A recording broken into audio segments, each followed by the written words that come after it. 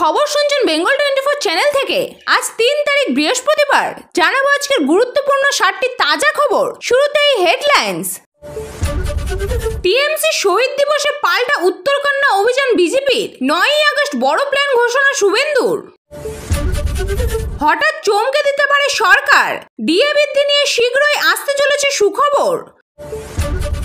বিধানসভা ভোটের আগে মোদির গেম প্ল্যান। বঙ্গ বিজেপির ভবিষ্যৎ নিয়ে আসছে বড় চমক। 4বার লালবাজার। পুলিশ হেনস্থার অভিযোগ তুলে হাইকোর্টে সুকান্ত। হাসপাতালে কৌস্তবের দাদাগিরি। ডাক্তারদের হুমকি বিজেপি নেতার। মুখ্য সচিবের কাছে অভিযোগ। গঙ্গা স্নানে গিয়ে তলিয়ে গেলেন মাছ ব্যবসায়ী। গত 3 মাসে 4 মৃত্যু। ঘাট বন্ধের সিদ্ধান্ত প্রশাসনের। সরছে নিম্নচাপ। দক্ষিণবঙ্গে চলবে রোদ বৃষ্টির খেলা। কেমন থাকবে উত্তরের আবহাওয়া? আসছে বিস্তারিত খবরে। 21শে জুলাই তৃণমূলের শহীদ দিবসের পাল্টা কর্মসূচি ঘোষণা করলেন বিরোধী দলনেতা শুভেন্দু অধিকারী। সেই দিন তিনি শিলিগুড়িতে উত্তরকন্যা অভিযানের ডাক দিয়েছেন। শুধু তাই নয়, 9ই আগস্ট আরজিকর কাণ্ডের 1 বছর হবে। ওই দিনও পতাকা ছাড়া নবান্ন অভিযানের কথা বলেছেন তিনি। সেই অভিযানে অভয়ের মা ও বাবাকে থাকার জন্য আবেদন জানানো হবে বলেও শুভেন্দু জানিয়েছেন। কসবার সাউথ ক্যালকাটা ল কলেজে প্রথম বর্ষের ছাত্রীকে গণধর্ষণের প্রতিবাদে বুধবার মিছিল ও জনসভা করেছেন শুভেন্দু অধিকারী। রাসবিহারী মোড় থেকে মিছিল শুরু হয়। বৃষ্টি মাথায় নিয়ে সেই মিছিল কসবার দিকে এগিয়ে চলেছে।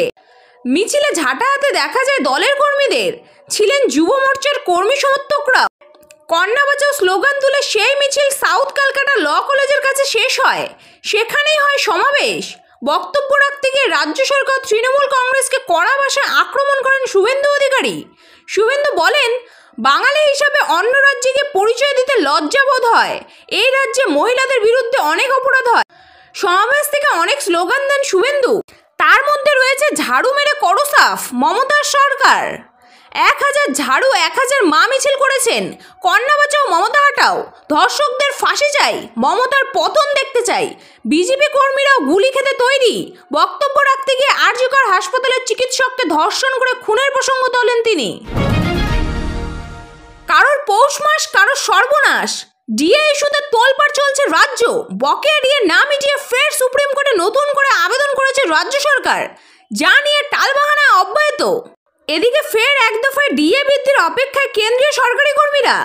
সপ্তম বেতন কমিশনের অধীনে শেষবারের মতো ডিআর বৃদ্ধি হতে পারে খুব শীঘ্রই।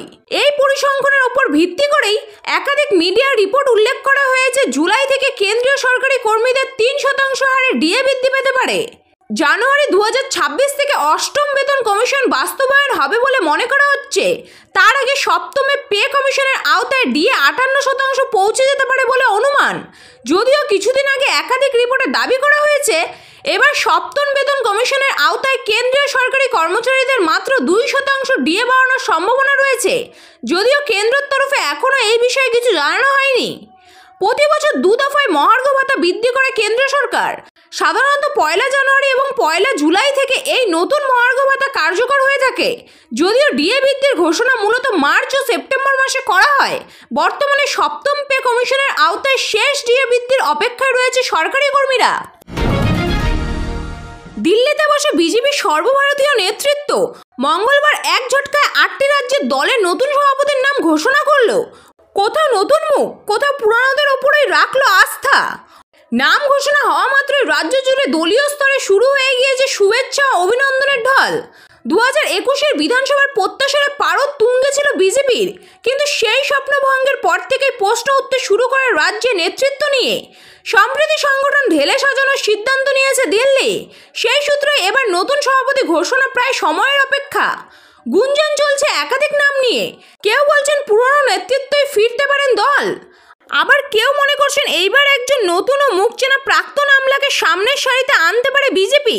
যদিও দিল্লি এখনো মুখ খোলেনি, তবে বঙ্গ বিজেপির অন্দরে সাজ রব। প্রস্তুতি শুরু হয়ে গেছে সভাপতি বরণ করার জন্য। ব্যানার, গেটমালা সব অর্ডার হয়ে গিয়েছে। দিল্লির ঘোষণা আসা মাত্রই শুরু হবে রাজ্য জুড়ে নতুন সভাপতির উপস্থিতি উপলক্ষে দলীয় শোডাউন।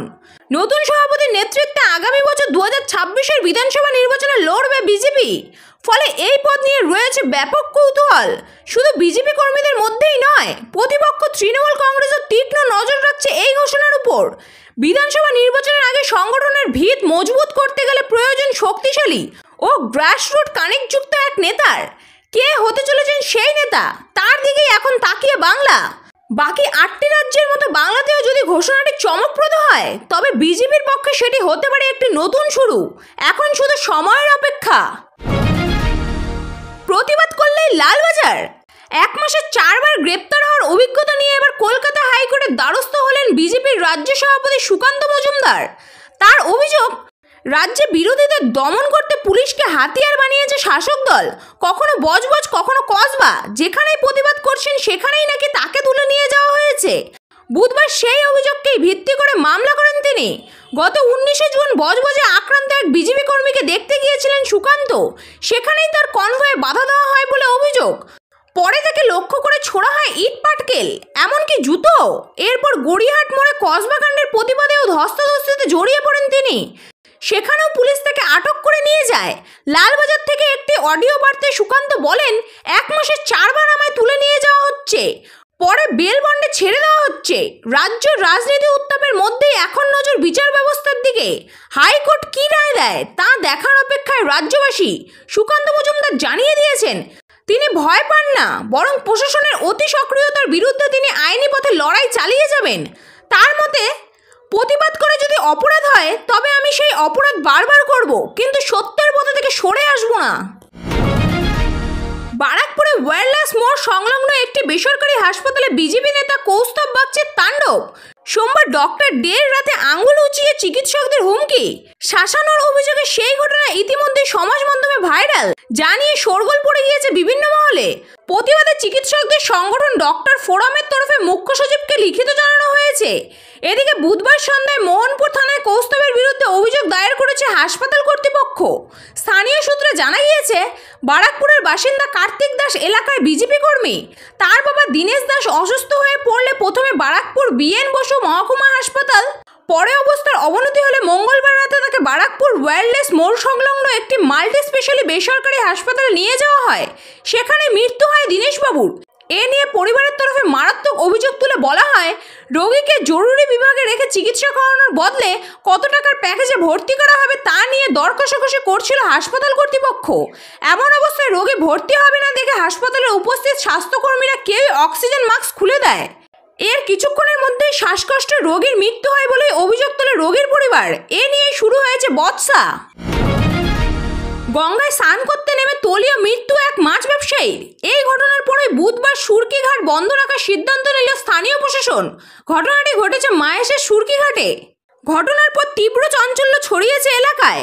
মঙ্গলবার রাতে মাহেশের সুরকিঘাটে স্নান করতে জানল বুড়ো নামে স্থানীয় এক মাছ ব্যবসায়ী গঙ্গায় নেমে জলে তলিয়ে যান তিনি।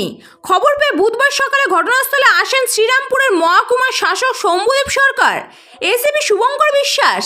আসেন শ্রীরামপুর ও রিষড়ার পুরসভার 2 পুরপ্রধান গিরিধারী সাহা এবং বিজয়সাগর মিশ্র। প্রতিনিধি দল ঘাট এলাকা ঘুরে দেখেন। পরিদর্শনের পর শ্রীরামপুরের এসডিও শম্ভুদেব সরকার জানান, সাময়িকভাবে সুরকিঘাটটি বন্ধ রাখার সিদ্ধান্ত নেওয়া হয়েছে। তিনি বলেন, এই ঘাটে এখন থেকে কেউ স্নান বা অন্য কোনো কাজ করতে পারবেন না। গত 3 মাসে এই ঘাটে স্নান করতে এসে তলিয়ে মৃত্যু হয়েছে 4 জনের। বারবার এমন দুর্ঘটনা ঘটার জন্য প্রশাসনের পক্ষ থেকে এই ঘাট প্রাথমিকভাবে বন্ধ রাখার সিদ্ধান্ত নেওয়া হয়েছে। স্থানীয় বাসিন্দারা প্রশাসনের এই সিদ্ধান্তকে সাধুবাদ জানিয়েছেন। তবে ঘাটটিকে স্থানীয় বাসিন্দাদের কাছে নিরাপদ করে তোলার দাবি তুলেছেন তারা। নিম্নচাপ ও মৌসুমী অক্ষরেখার জোড়া ফলায় গত কয়েকদিন ধরে বৃষ্টিতে বিপর্যস্ত বাংলা। তবে বুধবার সকাল থেকে বদলাচ্ছে আবহাওয়া, দেখা মিলছে রোদের। যদিও বৃষ্টি একেবারে পিছু ছাড়েনি। সকলের মনেই প্রশ্ন, কবে ঝলমলে রোদের দেখা মিলবে। হাওয়া অফিস সূত্রে খবর, সরছে নিম্নচাপ, যার জেরে দক্ষিণবঙ্গে কমবে বৃষ্টি, চলবে রোদ বৃষ্টির খেলা। তবে উত্তরবঙ্গের 5 জেলায় ভাসার সম্ভাবনা। আলিপুর আবহাওয়া দপ্তর সূত্রে খবর, বঙ্গোপসাগরের নিম্নচাপ বাংলা থেকে সরে ঝাড়খণ্ডের উপর অবস্থান করছেন। ধীর গতিতে এটি পশ্চিম ও উত্তরের পশ্চিম দিকে এগোবে। অভিমুখ ছত্তিশগড়। মৌসুমী অক্ষরেখা সক্রিয়। এটি শ্রী গঙ্গানগর, রোহতক, কানপুর, প্রয়াগরাজের পর ঝাড়খণ্ড ছত্তিশগড় সংলগ্ন নিম্নচাপের ওপর দিয়ে দীঘা হয়ে পূর্ব মধ্য বঙ্গোপসাগর পর্যন্ত বিস্তৃত হয়েছে। ফলে দক্ষিণবঙ্গে আকাশ আংশিক মেঘলা থাকলেও বৃষ্টি সেভাবে হবে না। আর্দ্রতাজনিত অস্বস্তি বজায় থাকবে। মাঝে মধ্যে বিক্ষিপ্তভাবে 2-1 পশলা বৃষ্টির সম্ভাবনা রয়েছে, তবে বুধবার ভারী বৃষ্টির কোনো সম্ভাবনা নেই। বৃহস্পতিবার ফের বদলাবে আবহাওয়া। শনিবার পর্যন্ত বৃষ্টিতে ভাসতে পারে দক্ষিণবঙ্গের জেলাগুলো। আবহাওয়ার পরিবর্তনের কারণে সামান্য বাড়তে পারে তাপমাত্রা। এতক্ষণ খবর শুনছিলেন বেঙ্গল 24 চ্যানেল থেকে। খবর আজকের মতো এই পর্যন্তই। খবর আপনার কেমন লাগলো অবশ্যই কমেন্ট করে জানাবেন এবং নিয়মিত সঠিক খবর শোনার জন্য বেঙ্গল 24 চ্যানেলটিকে সাবস্ক্রাইব করে রাখুন। দেখা হচ্ছে পরবর্তী ভিডিওতে। ধন্যবাদ।